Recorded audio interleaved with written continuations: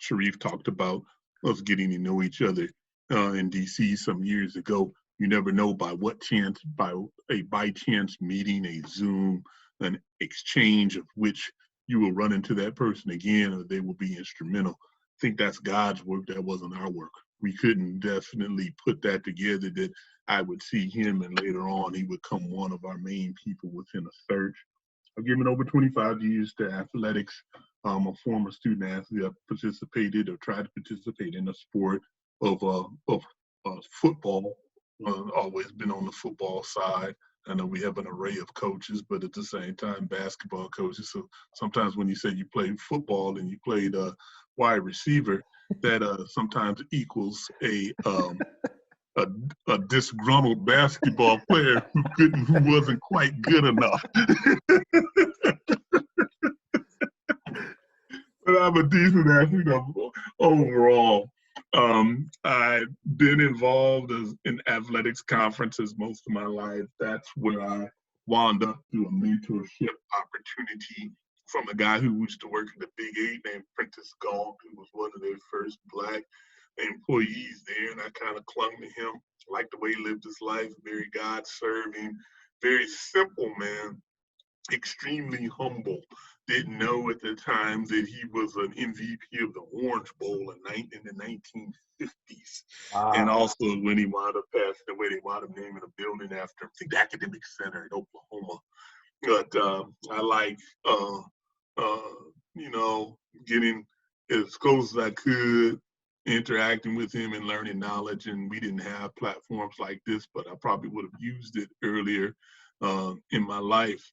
Started off coming out of graduate school, I worked at the Southwestern Athletics Conference. I had a affinity or an advocacy for historically Black colleges and universities, and I probably would have wanted to attend one. It was on my list. Didn't get there due to geography, monies, and some other things. We've all gone through that dance of where we picked or where we may have wanted to pick. But that gave me that, it filled in that hole. And through that thought process, God put me in that situation that I lived the bands, I lived the relationships. There was no better place to grow. There was no better place to develop relationships. There was no better place to be loved. It was the same as if I would have entered an HBCU and came out on the other side in the way that I started my career. I would probably say for those on the phone who have not been there or may try to go there or say, hey, I may want to give that a shot or I didn't make that a part of my career path. Try it. It might be at some time or the right time in your space that it could give you a lot of things of which that you like. If you're talking about student contact, student athlete contact, first generation students, people that you like to work with, people that are going to have that thirst for knowledge, those were outstanding students, outstanding kids, both men and women, outstanding coaches, legendary coaches. That particular year, Southern beat Georgia Tech, first round of the NCAA. Always there's a backstory. The commissioner, Dr. James Frank, I think he wrote the letter. I edited and wound up typing it of how he was displeased that we were always placed as a 16 seed. Give up on that and every once in a while make us a different seed. That year they made Southern a 12, it was a legendary 12-5 seed matchup. They beat Georgia Tech, pummeled them in that particular game. And that was a piece of history that I thoroughly enjoyed just watching that happen.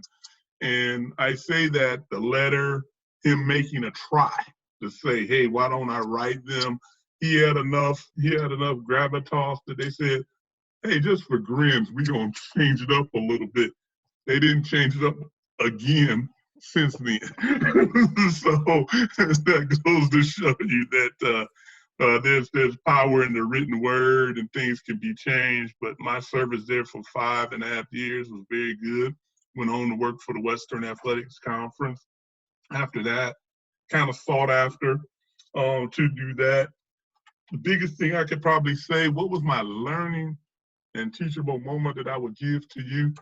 Oftentimes in y'all careers now, There will be places that sound weird, awkward, strange. I've never been to Denver. I didn't know anything about it. I knew the song Rocky Mountain. I knew they kind of ski. So it was one of those things. How diverse was it? It was an intriguing piece, though, to me.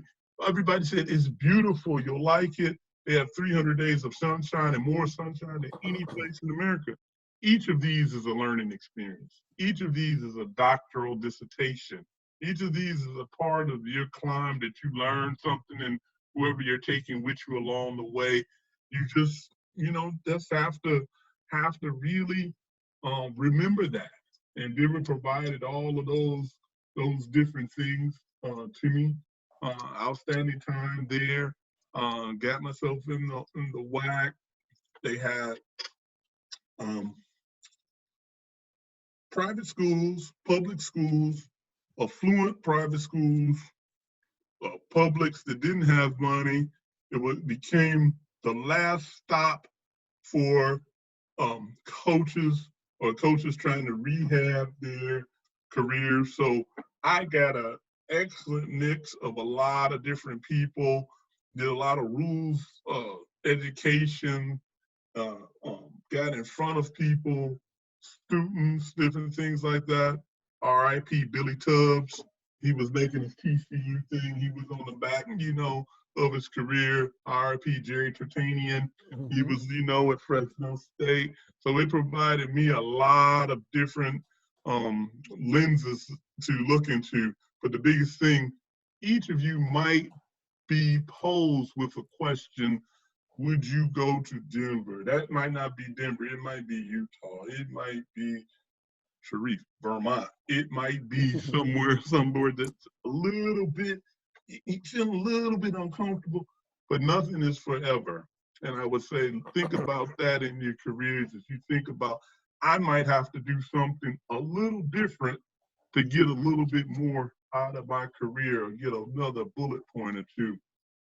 At that particular time, I was at a conference meeting, the professional conference meeting, the same meeting in which I met Sharif.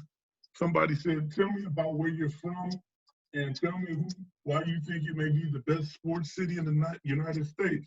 Well, I'm from Cleveland, and I got to brag about Cleveland, got outside myself. Somebody looked at me to kind of double take. See, this dude's from Cleveland, he doesn't like Cleveland. Pulled me over to the side afterwards. He said, would you go work for the MAC? I said, I'm from the MAC. I played in the MAC. That was about the chance meeting of how I got to the Mid-American Conference. He said, they're relocating to Cleveland, from Toledo to Cleveland. I'm from Cleveland. It all made sense. That's how I wound up making that particular move. I wish I could say it was science. I wish I could tell you that I was making a 3-wing binder that looked, this was God's word, me being in the right place, right time, but he put me there. That same sense of faith you should have, because that's going to happen to you as well. And these strange, small, 30-second, 15-second conversations. Hey, where are you from? Hey, we didn't get a chance to talk right now. Can I call you on Monday? Never overlook the whole fact of, in my world of search, where that might lead to. It might be so small, so unintentional, to where you might have wanted to meet with Amaker on an intentional piece, and you wanted to talk to this person right here unintentionally. Y'all on the same van, last 2 people on the bus. You just never know. And that's how that particular thing came out. I was there for 10 years. My parents got to be up in age. I got to take them to a lot of appointments. I dove back into the community of which I was made from, and I had given to me. And so that stretch, being a 10-year stretch, totally made sense. The job is more than the job that you take. And you make more out of it than just going into it for the 9 to 5. That's your service on boards. You owe that to your community. You owe that to yourself. You owe that to the advocacies of which each of you serve. I don't know what they are. Boys and Girls Club, child, fatherless children, or each of you will do your particular pie chart and work there He provided me of all of that. So sometimes what I say about that is look for a job with every as many things can line up as they can, or you can build as many things to line up as they can. Parents, family, siblings, one tank gas trips. There's going to be pieces in your time or in your career where all of those things will be of the utmost importance while you're able to do the work that you do on a day-to-day basis. After being there for 10 years, people hit various ceilings. I can't tell you if that was my case or not. What I will say is this. There were 2 or 3 people that were associate ADs and things of the like. They wound up taking this journey over to the GLIAC to work at GLIAC schools. The guy that had my former position at the MAC was now the AD at Wayne State. African-American male I was close to in Miami, Ohio. He was the associate AD facilities. He was now with Saginaw Valley. That became part of my tribe. That became part of my home. They will say, hey, come on over here and be with us. Thing that I will say is a pearl of wisdom. When people say that, you might have to take it a look, give it a look. That's walking into having allies. When you take a job, you say, I can go anywhere and do anything because I'm a damn good coach or a damn good administrator. When you're building where you want to go and what you want to do, look for allies. Look for somebody that when you can go into your darkest moments, you can talk to them. Look for somebody to kind of say that, hey, if you present that, you'll get my vote. Those are different things of which when you go in, those are very important. If you got your chips stacked going into a meeting, somebody's telling you, I'm all in with you. I was able to serve there, do some really good things there, had some good allies. All of those different things kind of lined up. 6 years in, at this time now, I had worked for Division One, I worked for Division Two. So I stacked all of that together. That got to be about 60 ADs, presidents, and everything together. All type A's, type B's, columns, good to great folks, bulls and china shops. All of the places that you go, you are allowed to observe different levels of leadership and different ways of doing your own business. In a way, you're collecting, you're journaling this stuff, you're analoging into saying is that this is how they do, this is how I do things, and just building yourself better as a better leader, which that was something that really, really helped me. Parents continue to get older, continue to have more need.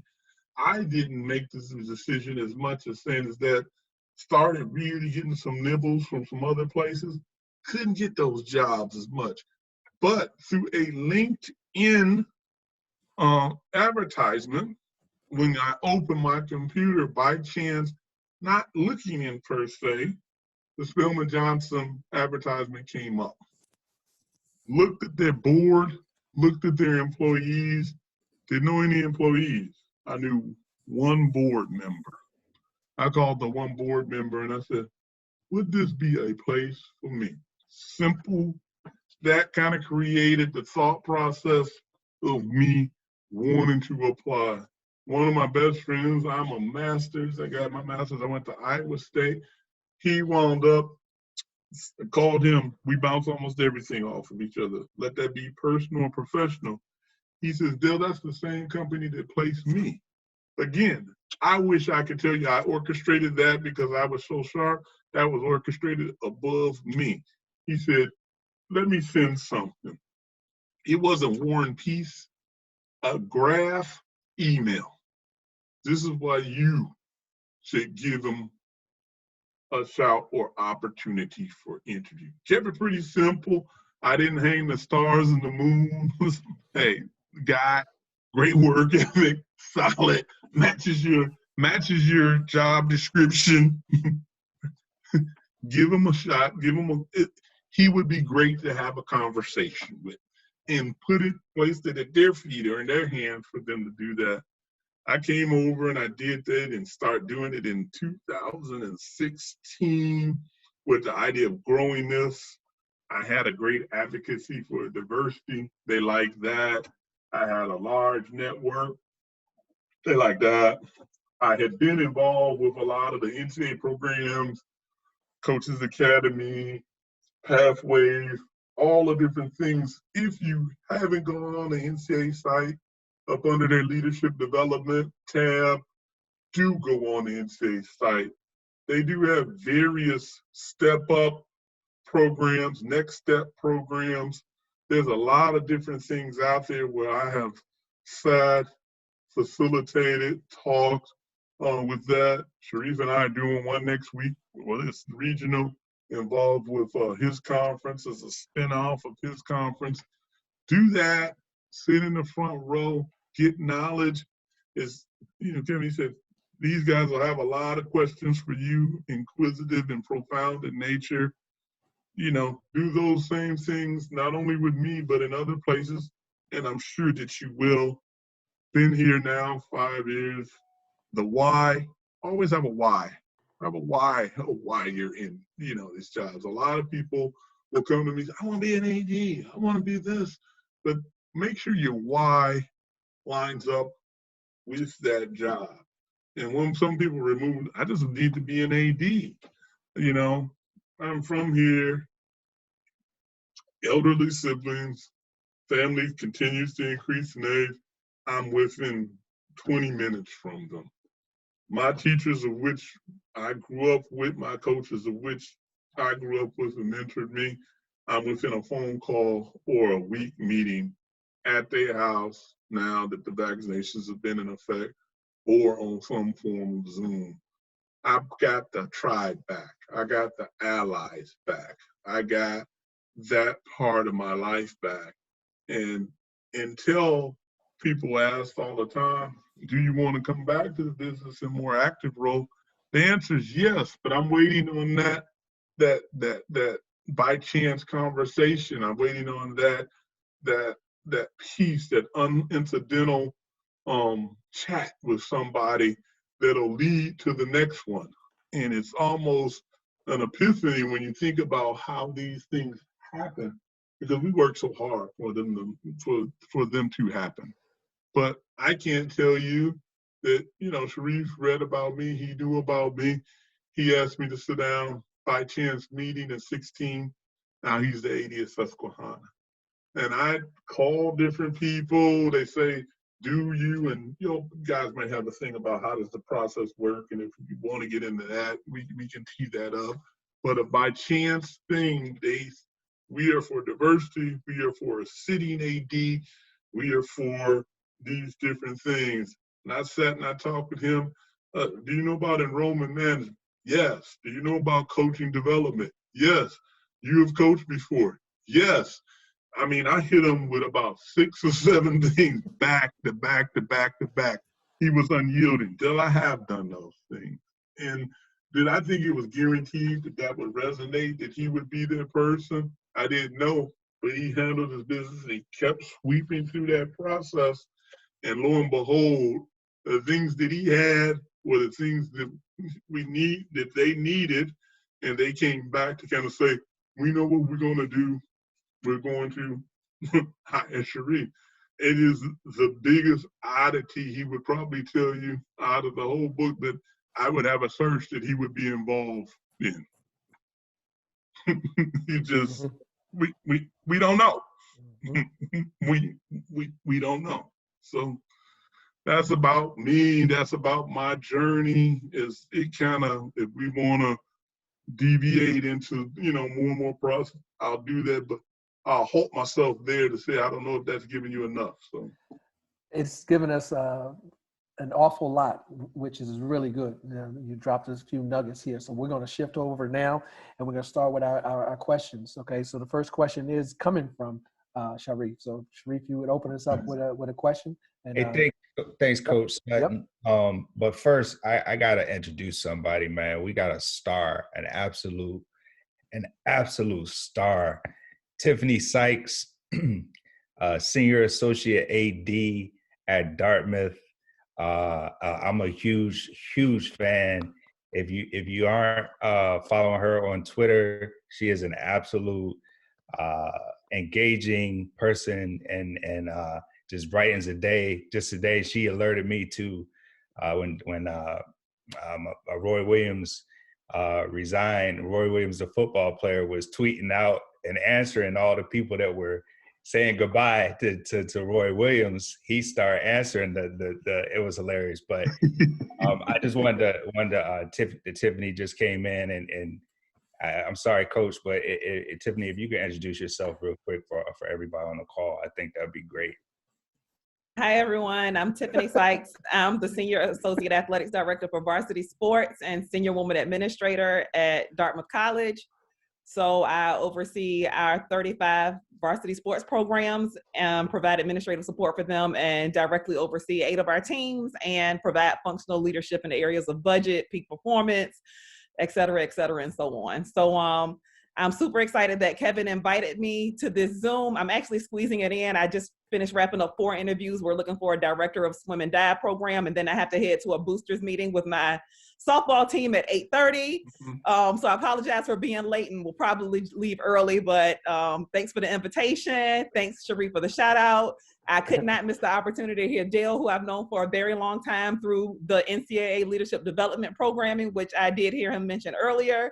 So happy to be here to learn from him, as I always do. So.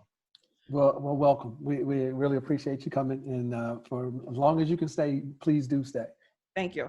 All right. So, Sarif, now can you ask your question? Thank you, man. Sorry, man. I'm a huge fan. And we can tell. She didn't even do it some justice. She got the whole HBCU background. I mean, anyway, okay. Dale, my question, can you share for all the coaches just how important, I mean, it's that time of year where the dominoes falling, you know, people always look at job opportunities, but just can you share the importance from your perspective of building relationships with other staff outside of athletics, so on your college campus? I think that's a great question, and it is very important. Oftentimes when you're talking about schools that are Division II or Division III, they report to the Vice President of Student Affairs or Provost. It's not a bad idea at all to have a couple of those people that you're really close with, especially knowing their backgrounds. It might be of great knowledge if you start looking at some of their bios. Maybe they play basketball, maybe they play football, maybe they're from the same area you are, but they have pretty deep, they have good budgets. They might be your boss one day. And also, oftentimes, if you're going for a 2 or a 3 job, or even rolling it into a Division I job, the non-athletics language, lingo, and presentation is very important. What do I mean by that? Enrollment. People get heavily into recruitment. Look at recruitment in a couple of layers. This is the person I brought. He or she stayed. This is how I retained them. This is what we did to retain them. We teamed up with Tiffany's of the world, the student support and academic support services of our institution or college. And the end result is that from the people, not only was I 7 and 5, I have an 86% graduation rate and a 9-something plus APR, ASR. You need to wrap your presentation all into that and know the language of who you brought in, how you brought them in there, what are you doing for them in the student experience once they are there. How are you addressing their mental health? How are you addressing their things of violence, provision, conflict management, resolution of different issues, supporting issues of which you all see stuff going across the bottom of the crawl of ESPN. How do you address those things before they get to the crawl? That's going to be that VP of Student Affairs, the Dean of Students, when they call your student athletes on the carpet that he or she was somewhere they didn't need to be, they were out too late, all of those different things, the relationships that Sharif's mentioning with these individuals will be critical of which keeping those students close in school, not being expelled, and thinking outside the realm of a lot of people just think about they didn't break team rules or we got team rules, oh, I handle this in-house. Some of the times it gets bigger than that. And oftentimes when those individuals know and they're allies and you really know the conduct system and you really know how the institution works and processes students on issues of this, that's very important because these individuals are going to be hiring managers and can be tremendous allies to you. And down the road, you won't be looking for just a recommendation from a big time coach. This person can call a president and it will resonate with that president to say, this is somebody that's going to build your program. Next question, Trey Brummel. Thanks, Coach. So you talked a lot about allies. Can you talk more about the value of just your allies, your network, and how to build a strong network? Yes, Trey, the value of it is insurmountable. Investing of time, investing of energy, helping them on common ground projects. Zoom has taken away a lot of different things, but if people have camps, are you working each other's camps? If people have various projects where they're doing different things, the coming along and being a part of some of those things and working in that space together could be very helpful. I think that building that relationship before you're even asking somebody for the employment can be very important. The ally piece, build it based upon research and study that you've done. Are they from the Tidewater area? You from the Tidewater area? Did they go to the same high school? Did they have a coach that you had? Sometimes it makes the interaction much more fruitful when you have some common ground. Don't be fooled oftentimes to kind of say, don't let the school lead the mentorship or the ally conversation. Let the background and the responsibilities be a part of that a little earlier.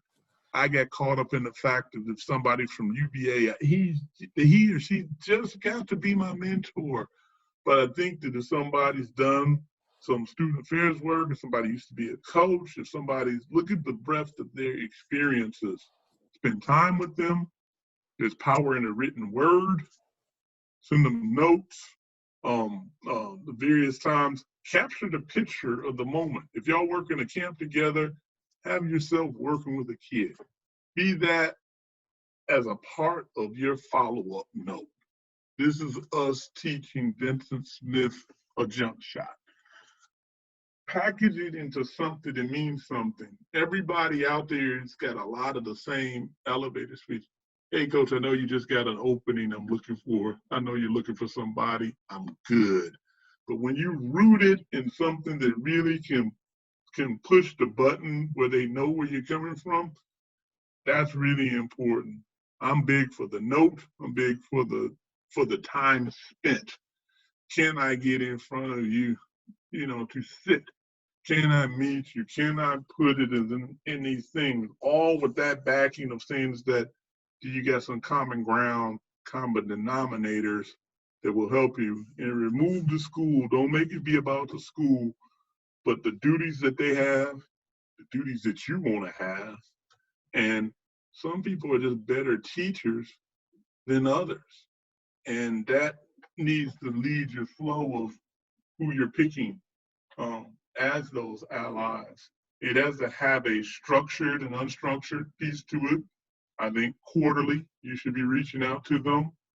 I think that That's talking to them, that's visiting, that's whatever, that's possible of a way that you can have that intersection with them. That may be attending a game that they're having if you have an open night, but find that way to resonate with those allies, have common denominators, and let it be systematic in your mind that you, in non-need situations, you're reaching out to them, that it become, and you'll do this, and sometimes it'll take off. You'll do this, sometimes it won't. But look at it at the times that it's the most organic, and that's probably the one that's going to have the highest yield for not only that ally, but for you. All right, next question. Great question, Trey. Next question goes to Dell Robinson. Hello. How big of a role does your search firm play in actual placement of a candidate? We play a pretty big role. Usually, the first round of vetting goes through us, to where you do an introductory Zoom with us when you really can show who you are. We'll have a outline group of questions. From that, people are vetted that they move to the next round or not. But after that first round and each round of the interviews, we take one step back. If a institution we're working for or a conference is getting terribly off track with the candidate pool of their 14 or their 10 or whatever, and you or one of you are in the mark, that you have some of the things that are in their 5 bullet points, we can provide a voice to kind of say, is that, do you feel comfortable where you're at? Do you think you want to push a couple more people? But it's a subtlety to it, but we don't own the search in that way. We will give them some names sometimes when we're looking at the total amount of 11 or 12 or whatever, and the better we know you, the better we're able to sell it or push it. We're not the choosers, but we're often the first round screener. We are also monitoring them, making sure that they're carrying out their timelines. And then in the end, we can stir a conversation with the search committee that they're having good dialogue and continued dialogue. And what I mean by that is that they don't shut it down too quick. They don't jump into the realm. Sometimes people don't like to do work, and they could get locked in on 1 or 2 candidates, and we say, hold on. We brought this group here to talk about the full group. You say you wanted to have 5 years of coaching experience. Everybody here's got 5 years of coaching experience. You said you wanted them to be at some liberal private schools. They have that. Let's open up the floor and open up this to have the conversation. And we can continue to push them that way. They're not, so they can't be their own enemy. But it is not our selection. Now, some search committees are totally oblivious to sport or anything like that, where they heavily lean on the search firm. This is somebody the president might have selected out of the Department of Chemistry, just because that type of school, that they want to be inclusive in how they're doing business. Those we have sometimes more, I don't want to say, but they're listening with an even bigger ear because it's not their familiarity, but they're very good with process. And so we don't do the picking. We are involved in the dialogue of the conversation. The longer we're around, and depending on the search, sometimes we have some more influence, but not the influence. I hope that answers there. Yeah, it does. Thank you. Mm-hmm. Next question, Peter Funk. Mr. Robinson, how you doing? Peter? I'm a Cleveland, Ohio native myself, so that was cool to hear that The about you. Funk name I did sound very familiar. Maybe in the wrestling world, I think it was. I don't know. Football world. Could be. But you seem to have done a great job navigating your career, all the steps that you've kind of gone through. What advice could you give to the group on kind of how they should navigate their careers? You know what? We talk about things in incremental ways of 3 to 5 years or 7 years. I talk about it in a way of in navigating your career. I talk to a lot of people that are disheartened that at their present job, they've asked, and they can't get these things. If you're really looking for this grail or really to get to be an AD or a head coach or whatever, you're going to have to make movement a part of taking the area codes off and taking the area codes off to get other things. So some jobs you will take will be to get started. Some jobs will be for strategy. And some jobs will be to increase responsibilities. And in that journey, you will sometimes make some odd stops or stretching yourself out geographically. You start off as just a pure recruiter and you need to get more X and O. You've asked 2 or 3 times, it's been 3 years. Don't continue to go to that well if they're hiring somebody in the 2 spot.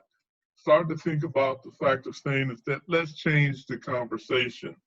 I'm not going to ask coach again for that, but I'm going to fully vet this other opportunity.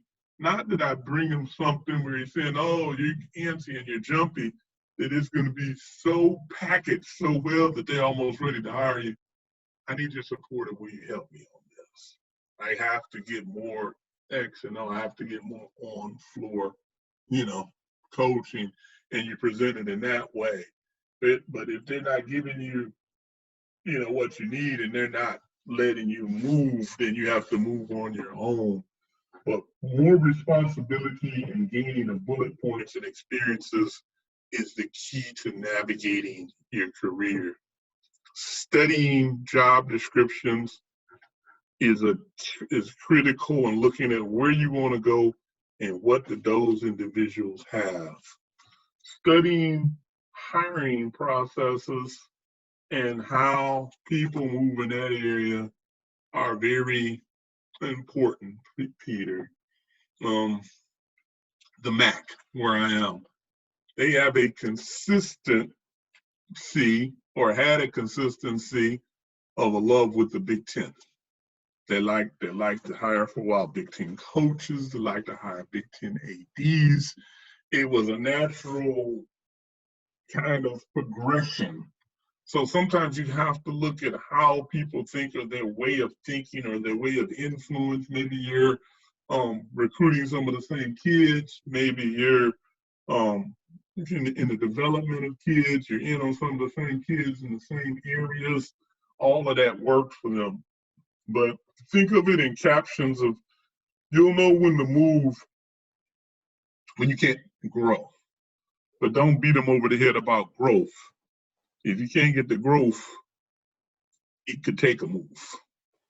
And movement can be intentional to grow, especially to grow responsibilities. But when you get to things that they are very turnkey and you're not learning, you need that growth. And either it's through that movement, it's through your travels and work tests, it's through you going to the NABC and participating in a pre-conference or in that clinic, but to look for those responsibilities. Responsibility gainers are the key to wanting to move or why you want to move. Thank you.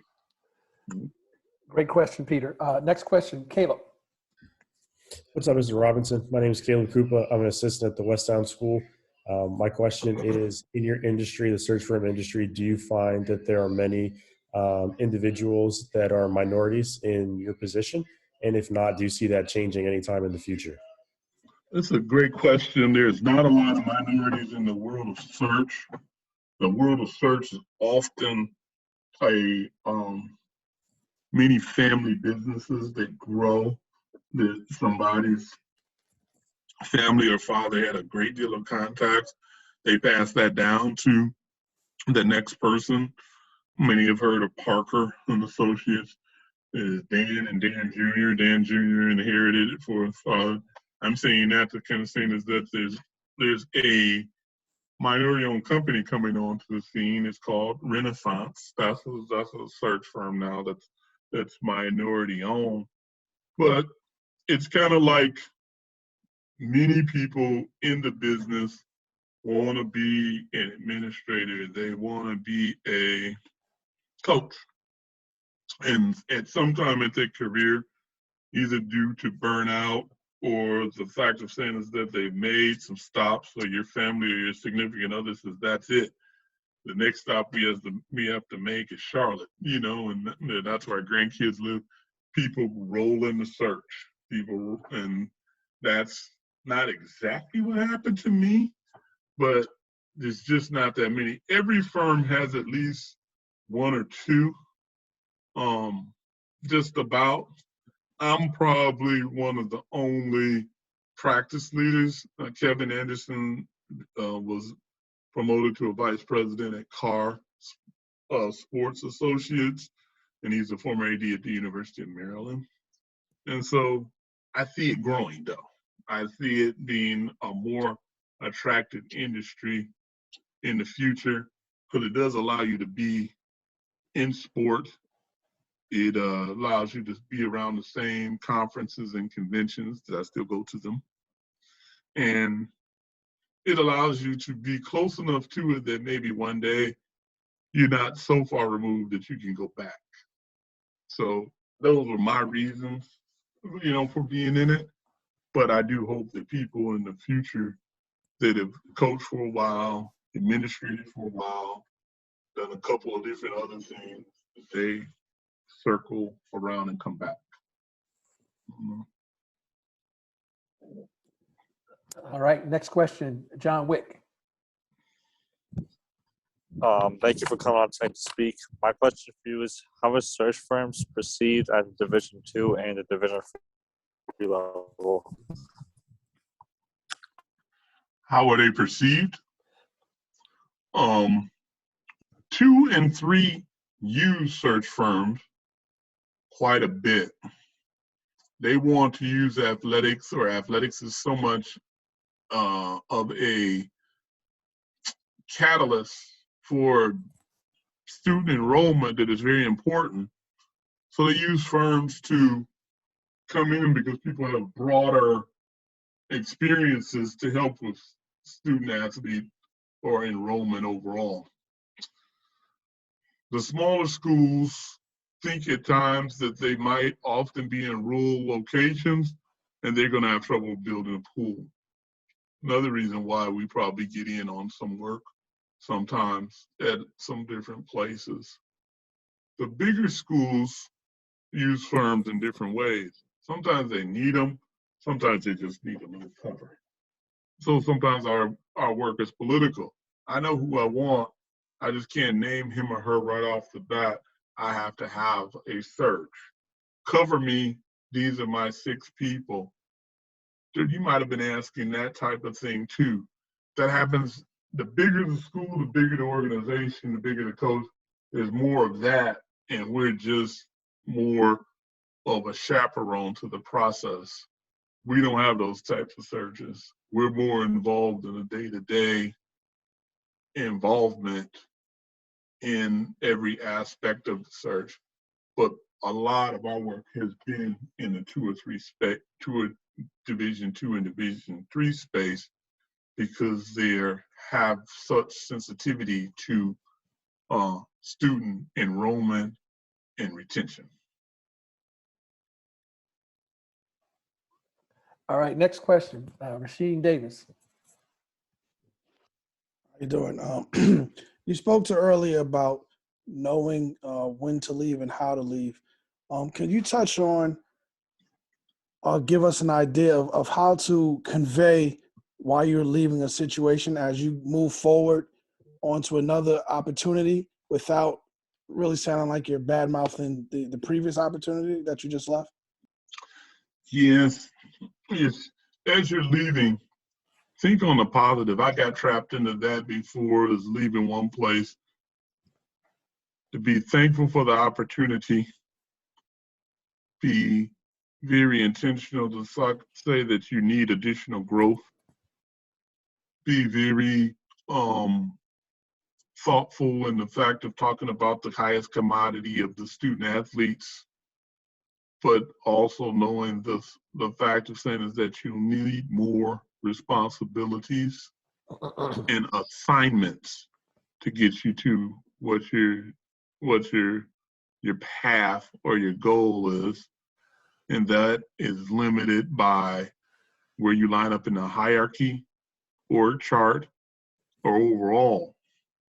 That could be code words sometimes that maybe you and the coach don't get along, but at the same time, talk more about the system and hierarchy, because athletics is a very military-ish, hierarchical, organizational chart type of industry.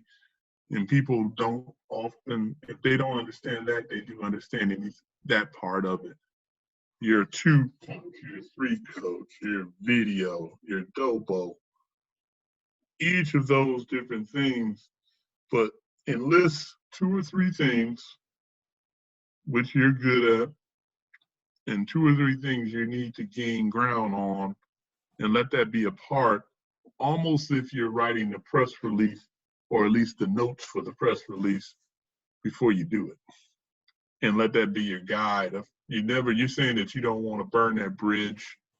At the same time, oftentimes the head coach and the AD, they don't always act like adults, but you have to take a bigger, higher road to say that there's something else out there for you, or you need some more of coaching, mentoring on floor, and let those 2 or 3 things be your mantra. And get away and don't get into not treat me right or disrespecting me.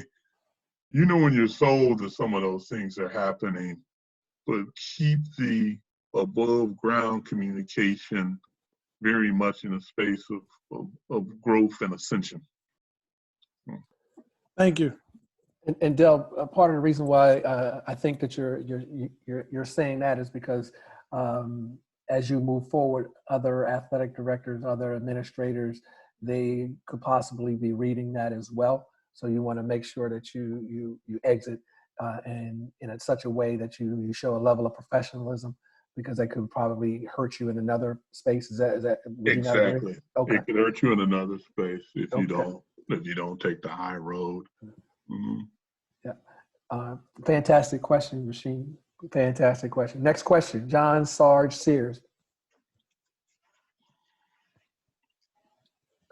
Unmute, John. There we go. First of all, I want to say thank you, Kevin, for having this group. I'm blessed to be part of it. And absolutely. Thank you for your time, Dell. I've been fortunate to be an assistant coach and a head coach on both the men's and women's side at the high school and college level for the last 30 years. What you started with in the SWAC and the HBCUs, my big first job was at Norfolk State University, where I was the minority for the first 3 years. And what an unbelievable experience. And I think about it all the time and who it's made me as a person, as a father, as a coach, as a leader. So it's an unbelievable group of schools, and it has my heart. My question is, with all the stuff going on in the world of sports, what do you think the biggest problem is?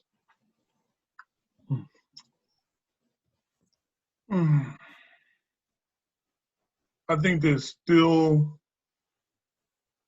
race resembles sport and society resembles what's going on day to day.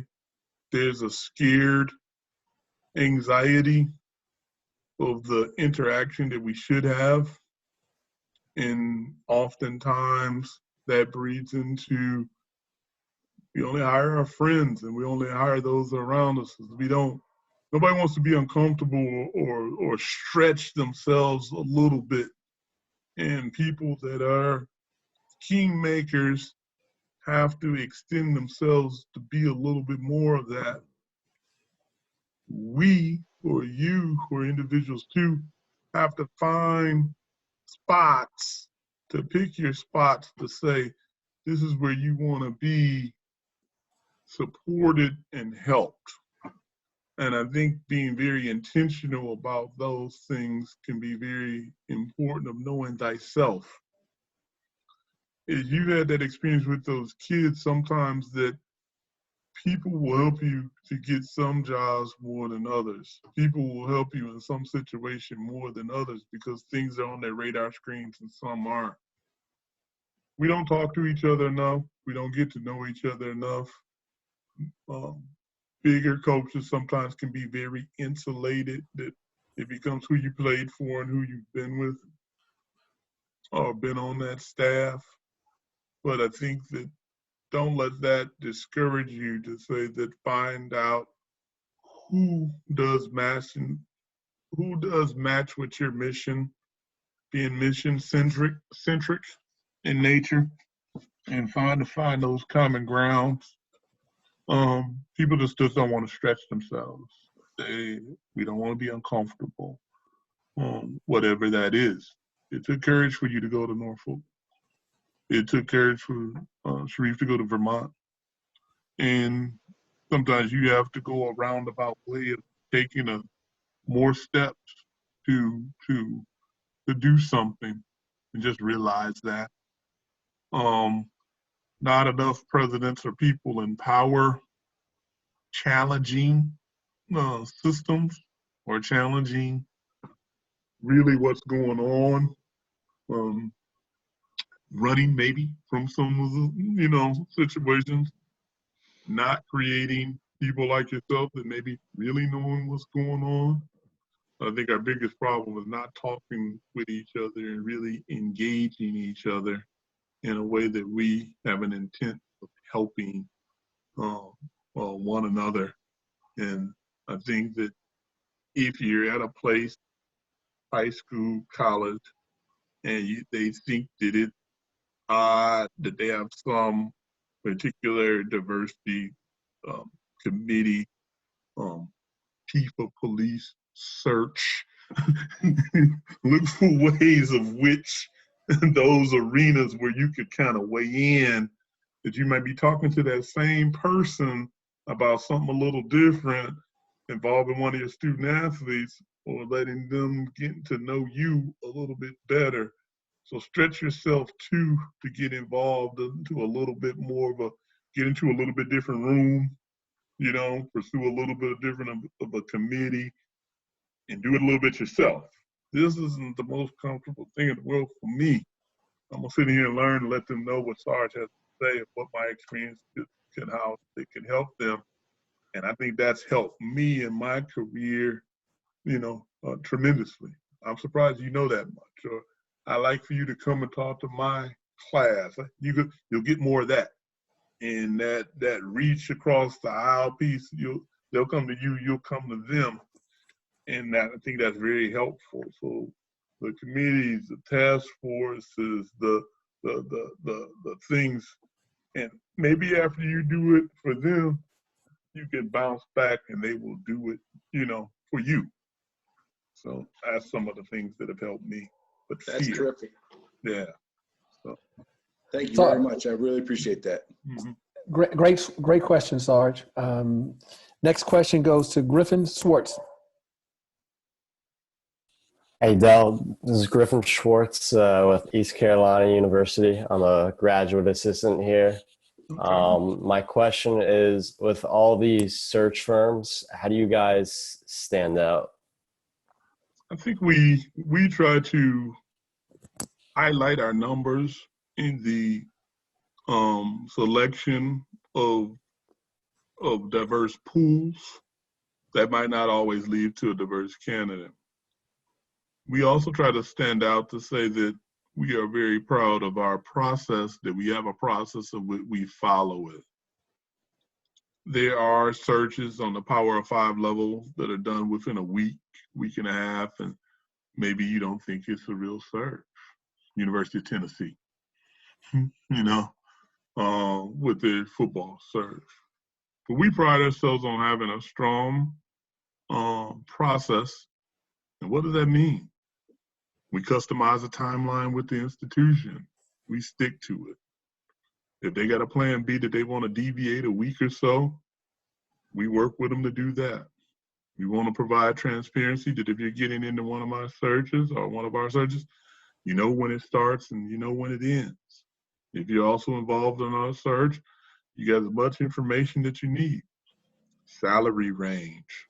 There's a SWOT analysis we do called a position specification statement that has challenges for the position, opportunities for the position. All of that's fed into the conversation and given to the candidate and getting you interview ready. We talk a lot with the institution that's hired us to kind of say, we've interviewed your stakeholders. Let us say a couple of things about your shop that you might not know or you may want to confirm. And sometimes they get uncomfortable with that. But I think that we're very open in doing that deeper dive on the front end with that. I really like our process, though. I think that that's one thing that we stand behind, and we try to be fair within that process. And I think I try to be I'm on a quest that if you're involved once, that going into the various interviews, I don't want you falling on your face, and I want each person that's involved to win. The school to win, the candidates to win. That doesn't guarantee you'll get the job, but you might get the next one. But I spend a good amount of time in candidate development. And so much of the time, sometimes that's with the firm, you know, I really stretch my day on making sure people are prepared.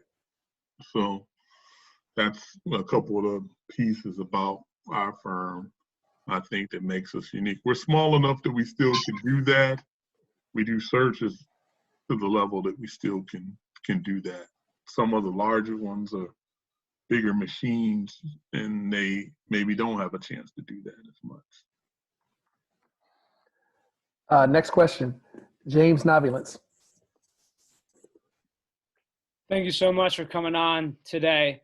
Over the course of your career, what would you say is the biggest area you've improved over the course of your career, the most individual improvement you've had? Writing skills. There's everything being 140 characters or less, everything being in a space that Instagram, a lot of times when a lot of openings are open, coaches spend a lot of time with the graphics, courtside. They look a lot like the frozen shot that they have on ESPN.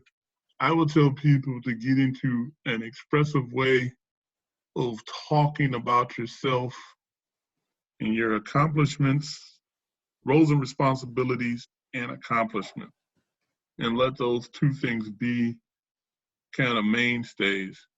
But people don't spend a lot of time writing, and my writing has improved for conciseness, to save time, to not have to go back in the email and say something again, to looking at it 2 or 3 different times. And I still make mistakes, but I think that's probably one of the biggest growth that I have had over time. Secondly, it probably goes back to the question Sharif had, building network outside of those that I run with every day in athletics is the other growth that I've had, that I'll sit in a mental health symposium offered by a dean of students office to let them know I'm there. I will ask, do they want or need a coach's or administrator's perspective? I've grown in that way of expanding it, my network beyond those everyday low-hanging fruit individuals that I'm always around. Great question, James. Next question, Victor Moody. So speaking of your processes and what you do at your company, I think that's pretty amazing because that's what I try to do here as well with my startup. We really focus on processes and systemizing our approach. But going back a little bit earlier to your just getting uncomfortable with different people, what would you suggest that most of the coaches do when they're trying to, like, do you suggest that they connect with people outside of coaching and like other staff inside of the schools and stuff like that? Or what's your perspective on that in general? I think that's very important to do. One of the things that we were hearing a lot were coaches won. And what I mean were coaches won outside of the winning, the won and lost column, is we're working on one of the institutions we work with, that the coaches stepped up to be the first man or first person up front with vaccination stations, or letting their facility be in a space of which people can be, vaccinated. Or maybe if you're not into that, using the time to say, how can I talk or help or deliver something outside of your normal X and O's to somebody that needs help? And I think that goes a long way. Do you need help with me and my guys moving these students out of the dorms? Do you need, so look at the situation, look at the scene, look at how you can apply help, and let that kind of be a part of your network of how you can definitely lend hand or be a part of a symposium. Or in the beginning, they may be looking for facilitators, and you say, I would definitely like to volunteer because I have spoken on this particular area of systems development. But lending a hand to somebody, I think, is a great sense that will take you very far. Being present in spaces outside of those that are athletically focused can be very important. And what you do while you're there can be very essential as well. Is that if a professor and he or she was the first person they saw was you, and it says, you step into chair number one, hope you have a good day, and then between times you talked about what's going on in arts and sciences and when the comeback was going to happen, and you heard that Leslie Odom was going to be coming to campus, and you piped that as a part of your conversation. All of that kind of runs itself together, that you know a little bit about where they're at, and they might want to know a little bit more about what you do. So it's an exchange, and that. So that's what I would probably tell you, is that, if you can be 50-50, those that you're trying to grow that are your sport oriented, and those that you're trying to grow outside of the athletics, the nest day to day, I would pick a new person and make them a part of it. I would anticipate DEI in your area is important. Mental health, that's important. That's not going, anywhere else. Conflict resolution, is that another one? Building your brand in a virtual space, is that one of the next ones? Learning to communicate without the screen, is that something that you can anticipate that you can help on, or you're in a space where you sense that when you get face-to-face, this is how it's going to be? So there's different things you can anticipate to make a part of your programming, either that you want to attend, or you could help facilitate, Victor, I would say, would be how you need to start lining those things up. Mm-hmm. Thank you. Outstanding question, Victor. Dell, if you wouldn't mind, if you have any closing remarks before I conclude the session, because it's been outstanding and you've shared a lot of nuggets, and I'm sure a lot of people in our audience have taken great notes. But if you have any parting remarks right here, we would welcome anything that you would like to share with our group. Hey, continue to do what you're doing. These huddles, these small groups, these support systems are of the utmost importance to people that are in the day-to-day grind of trying to develop future leaders and trying to develop yourself. Find ways to engage with people pre-job, pre-need, and keep that consistent and pure. Work yourself to saying that it's a natural progression, that you are. It's so easy to send a text. It is another step to send a card. The printing some of the pictures off that you're taking in real time and putting that as a part of the card. What differentiates you? Mm-hmm. Will you catch a piece of the conversation of when y'all talked about, I was a first generation student, this is the first generation student that I taught or I coached, this was my first recruit. How are you bringing that back in that people can familiarize yourself to kind of say, damn, he or she's a good listener? Or this was a part that really, this is a kindling part of our conversation when the conversation really started to roll, that when you do a follow-up email, you're including that in it. Everybody has a lot of the same progression. Just met you, love to talk about your coaching, love to tell you about my coaching career, that type of thing. But send out things that are intentional, that mean something, in preparation for conferences or virtuals. Use it as the same way you do as a game. There's a pre, there's a during, and there's a post. Think about how you do what best suits you pre, during, and post. Do you call it a person before? I used to have a mentor to kind of say, hey, you're on your way to the NACTA. You really think you're going to talk to 16 people because they're going to be busy when you get there? You know, the 6 of them need to have emails before you get there and say you kind of want to meet with them, but there need to be some pre-introductions. So you kind of say, if we don't get together during the time that we're in Dallas these next couple of days, how does, May 15th look? He used to say, have it be prescribed, though. Have it be prescribed, So the pre, the during, y'all all had good, profound questions that are well thought out. Continue to do that. Post symposium, during symposium, and post. Think about how you're going to show up during the post that's a little bit different than anybody else. There was a conversation that really caught fire a little bit. We all take cards and different things like that, what we do with it and how we handle it. Let it be a little bit slightly different of how you kind of package that.